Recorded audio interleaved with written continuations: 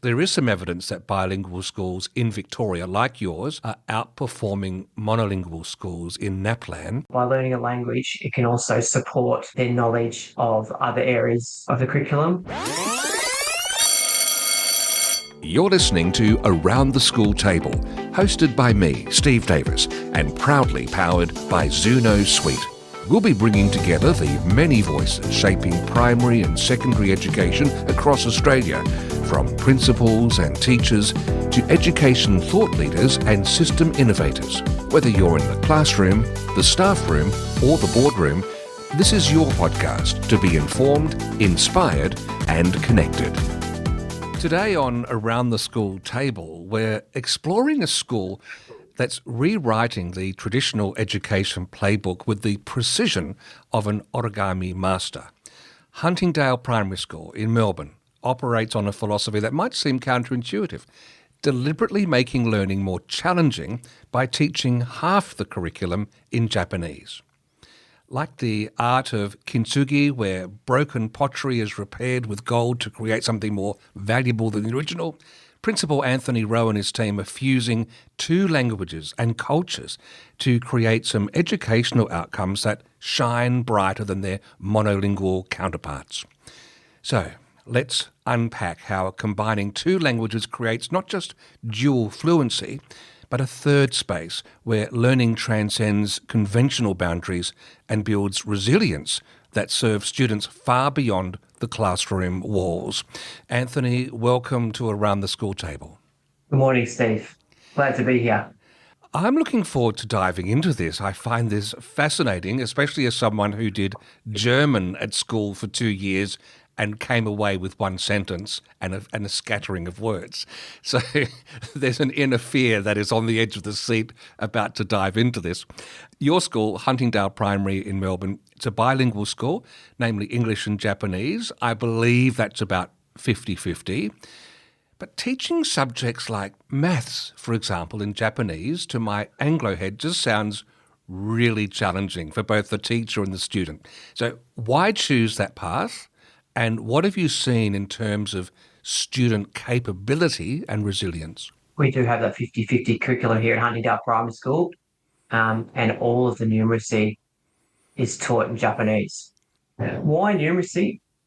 That's a very good question. Several years ago, when the school went from a 30-70 program, with primarily being taught in English, to 50-50, it was identified that mathematics could translate into Japanese just that little bit easier. Then we have now completed a full 7 years of the 50-50 curriculum, and we're in our 8th year. So we've just seen our first group of Year 6s who graduate in 2024 come through that 50-50 curriculum. And their capabilities in mathematics has been astounding. In fact, it's the strongest area of our school if when you're looking at subjects. And comparing mathematics to some of our similar schools and obviously state and network schools, it's well above the state average and also comparable to network schools and similar schools, so which we're very proud of. I want to come back to that in just a moment, the performance side of things. The way my brain's been processing this is mathematics, it's a system, and I suppose it's a little more structured than just the free-flowing realm of English, of literature, etc., which gives us a confined space to work within. And to many students, even English-speaking students in an English-speaking school, mathematics is almost like another language anyway. Is that part of what makes this a great interim subject to be applying this principle to? Yeah, very true. In saying that it has a combined kind of structure, that can indeed make the learning a little bit easier. But then once the students have got their foundation of their mathematical language, we can extend them out. So when our students start in foundation, sure, many of them come into foundation and don't know any Japanese, but by the time they've learnt a lot of the basics and the terminology in Japanese, they've got that strong foundation, then they can be extended with various terminology, but they've got that base. So a little bit different to literacy where it's so open so early on. Mathematics is almost a very clear starting point and continue, I guess. What does a typical day look like for a student at Huntingdale Primary? So they will do 2 hours of literacy in the morning. Our literacy blocks are 1 hour each, so they'll do 2 hours, which has its advantages, a little bit like the secondary school scheduling system. Then after recess, sessions 3 and 4, that'll be mathematics, so 2 hours of mathematics. And then the fifth session after lunch could be a sprinkling of their specialist classes. And we teach performing arts, music, drama in Japanese, digital technologies, PE in English. So that's obviously it would change day to day. But yeah, literacy first 2 hours and then numeracy first 2 hours, second 2 hours, sorry.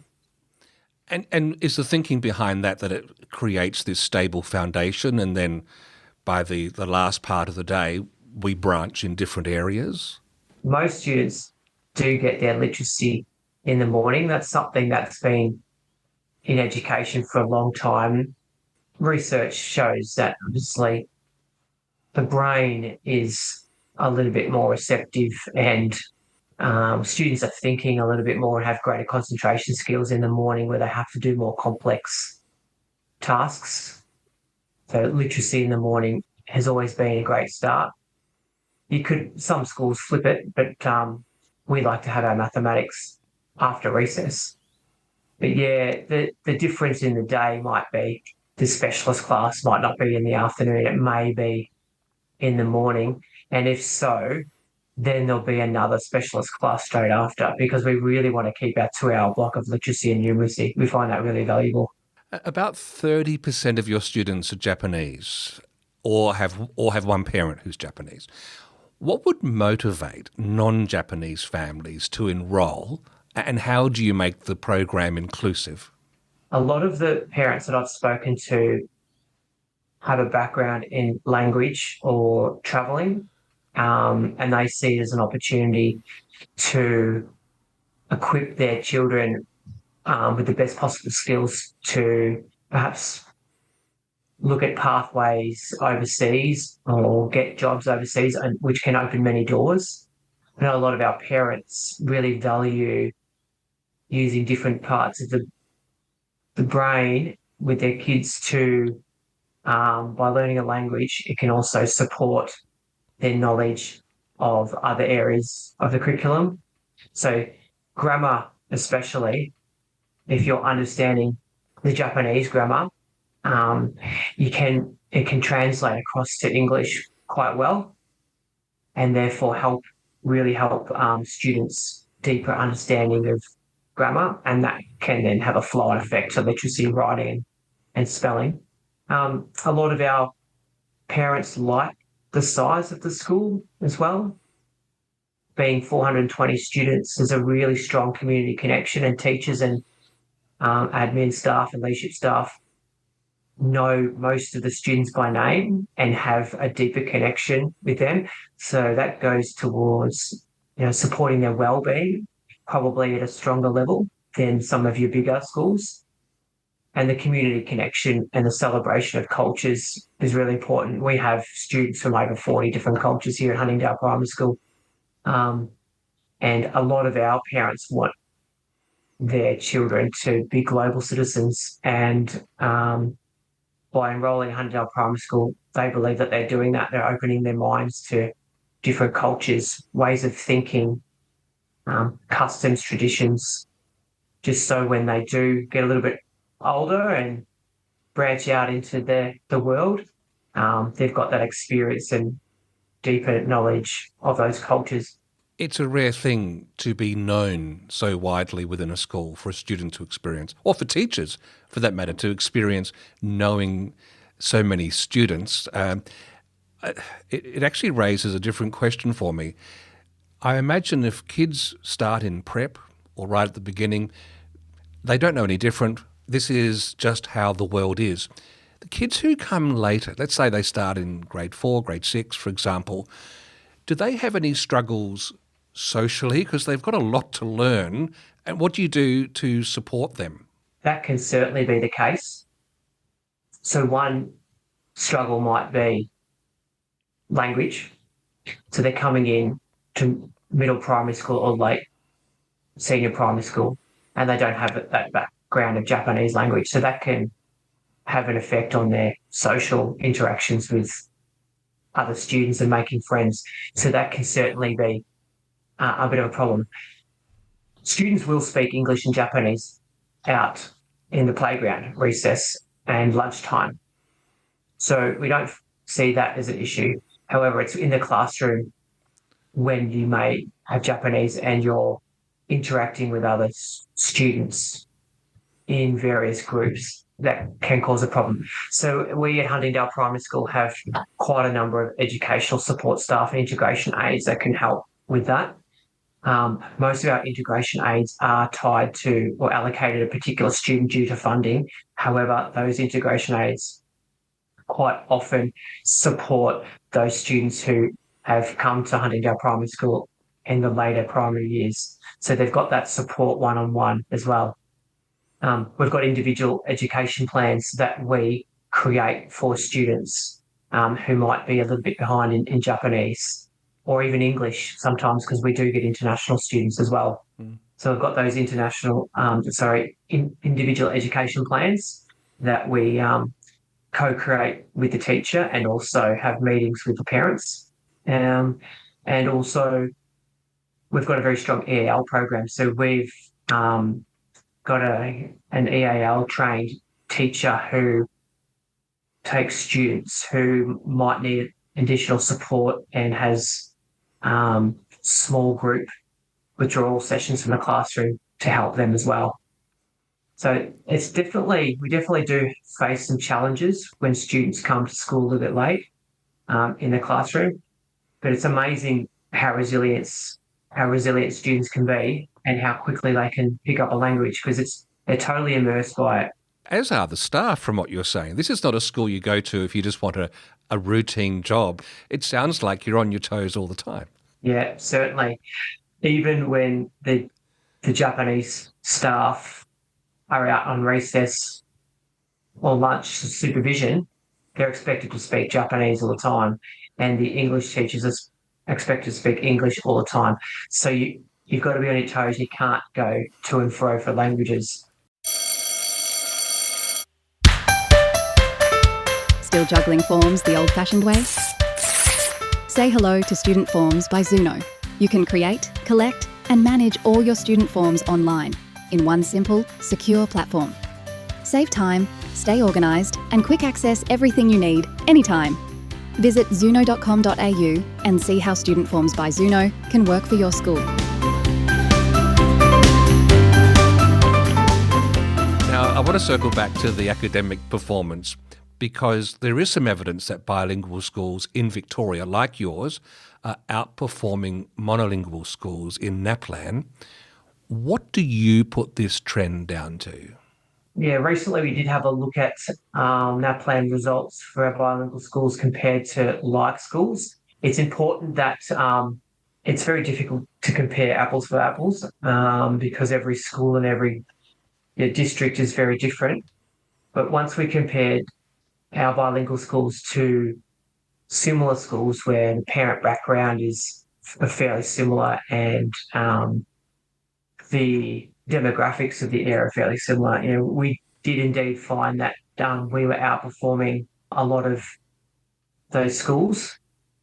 Putting it down to, I believe, the philosophy and pedagogy in those schools. We have a very strong bilingual schools network where the principals from the 11 bilingual schools in Melbourne meet and discuss pedagogy and best practice. We have very strong instructional model at Huntingdale Primary School, as a lot of other schools do. I think being in a bilingual setting, you need very strong processes and a very clear instructional model coming through the school. So that certainly contributes to the high performing results that we get. And we've seen that even in the recent NAPLAN results that have just come out for 2025. And at the beginning you said it is hard to compare apples to apples. I believe that would be Ringos to Ringos if we were talking Japanese. Yeah, that's right. Well done. You've got two sets of staff. You've got your Japanese and your English-speaking staff. Culturally, I suspect their work styles are going to be different. How do you build a cohesive teaching team when, their professional norms might be contrasting? Yeah, very good question. If you're familiar with Japanese culture, quite often they work very late and they don't leave until their senpai or their boss leaves. So they could be at work till 8 o'clock, 9 o'clock at night. Well, one thing that certainly helps that is an agreement. However, an agreement can only take you so far because teachers still have the choice to work as late as they want. What we do have is some allocated time in a teacher's schedule where the Japanese and English teacher meet for 2 hours a week to plan, which is very different to your normal government school. So that during those 2 hours, the Japanese teacher and the English teacher in that year level will plan and they will discuss how the literacy and numeracy can work together in their classes. So we have that. We do still have, there is a little bit of the cultural expectations coming through, and to manage that is challenging. Recently, I believe that a lot of teachers and actually society have really started to support their own wellbeing, and that's being a big push from the department, but also from our leadership here at Huntingdale Primary School to switch off and go home instead of staying those late hours. Now, that's not going to work all the time, and teachers have an enormous amount of workload where they have to work past their 4:45 time. So managing that with the individual teacher and having a look at how they manage their time is key. But at Huntingdale Primary School, we don't really have that animosity so much between the two cultures. We understand that it's a choice and we don't begrudge anyone if they want to stay a little bit longer, but we certainly do make it aware that they should be looking after their own wellbeing. And also, I've got 2 kids, so I don't leave too late. So if I'm still here, they have to go. I'm curious, when the two teachers get together to plan, how do they choose which language they converse in when they're having those planning sessions? Yeah, so most of our English teachers are not fluent in Japanese, so it's in English. Yeah, a good question. They might change occasionally, and I guess when you're planning, there's going to be a lot of Japanese terminology as documented in the planners. So the Japanese teacher can translate that into English. So our Japanese teachers are fluent English speakers. Right. And that definitely. I do understand that you sought some mentorship from the academy to support your career, Anthony. What advice would you give, a new principal trying to start a bilingual stream? Firstly, the principal's really got to know their school and their community. We're very fortunate in Oakley that we have the Oakley Education Precinct where the 3 primary schools here support the secondary college, and we all teach Japanese. So back to your point, I think the principal would need to thoroughly know the landscape of their community, what language might be necessary, and also what language the secondary school teaches. So in partnership, you've got that pathway from primary school through to secondary school and onto VCE and beyond, which does can create a smooth transition from primary school to secondary school with students, and they're not chopping and changing languages. I'd also encourage new principals to tap in to other schools and speak to other principals that might be in their area who have the same language. Also, the Bilingual Schools Network is very open, and the principals in that network are more than happy to invite other principals in to show them what best practice looks like in bilingual schools, which would go a long way helping a language stream at a school. Yeah, really knowing the landscape and what the community needs are and having that pathway through to secondary school is really important. That aspect of thinking about the community and then the college that region feeds into in particular makes me think about your graduates. Do they have any way to maintain this rich diversity of teaching experience when they move to high school, or is this going to be something that is just a wonderful foundation they've had and it's up to them in an extracurricular way to find ways to weave this bilingual aspect together? There certainly is a very clear pathway within the Oakley precinct, where our 3 primary schools teach Japanese, and then there's Japanese at the secondary school. And we're working really closely with the secondary school to ensure that those students that do come across are being grouped to their point of need. But Huntingdale Primary School, for example, our students graduate year 6 and they'd have like a year 9, year 10 level of Japanese. So to ensure that our students at Huntingdale Primary School are learning at their point of need is extremely important. So that's being developed in the background through the Oakley Education Precinct, and it's starting to happen. And then you've got your students that can cater for all the students at the other schools as well, should they be quite advanced or at standards. So there is that pathway, and the parents do know about that. We've seen a significant increase in enrolments at that college, which is the main purpose of the education plan precinct, which has really supported that college. We believe that local students should go to their local school. For example, I think 50% of our students from Huntingdale Primary School have enrolled to go to their local secondary school next year, which is fantastic. So they've got that pathway there, and that can continue all the way through secondary school. They can do their VCE unit year 11. And with that knowledge that they've got, I would assume that they probably get a pretty good score for their VCE language unit. You do have art, as you mentioned, arts.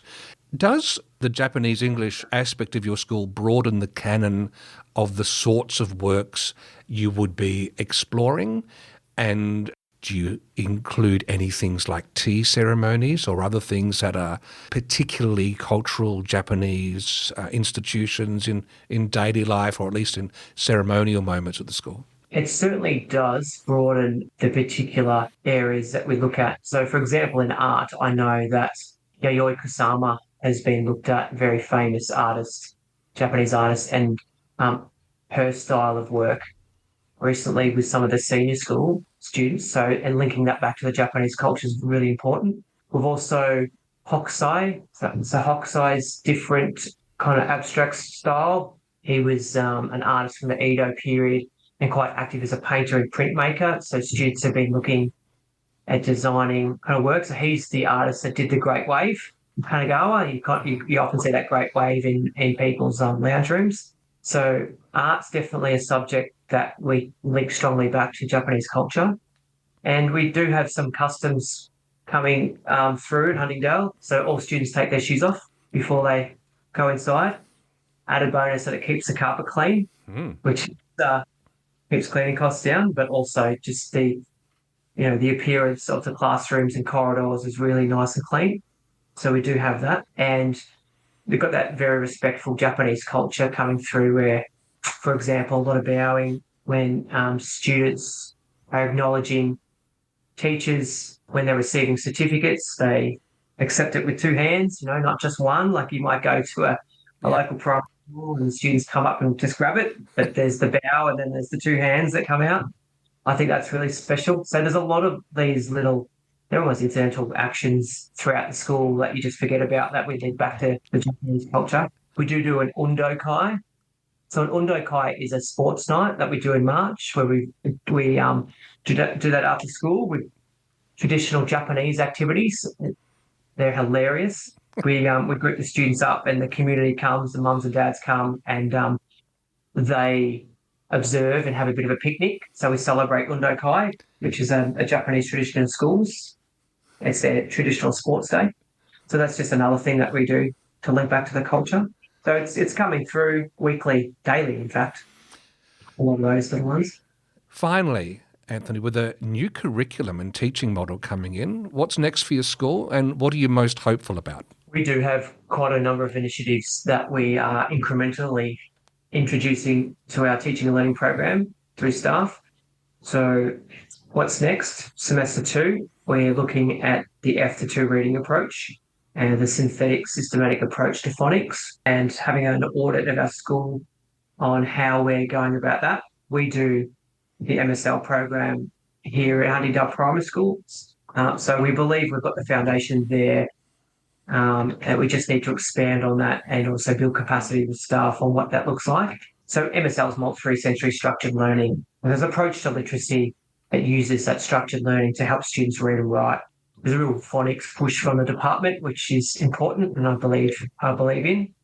They'll be unpacking that soon. Also unpacking the big 6 of reading strategies next semester. So we've got a really strong literacy focus for the next 2 terms. I've just previously unpacked the new Victorian curriculum, in particular this term mathematics, because that's just changed a little bit and the way we report on mathematics is a bit different. So we now report mathematics by giving one aggregated score instead of a score for every strand. So that's very different in how you get that score, and the formulas and the weighting behind that has been quite complex. So that's something that parents and students will be seeing at the end of term.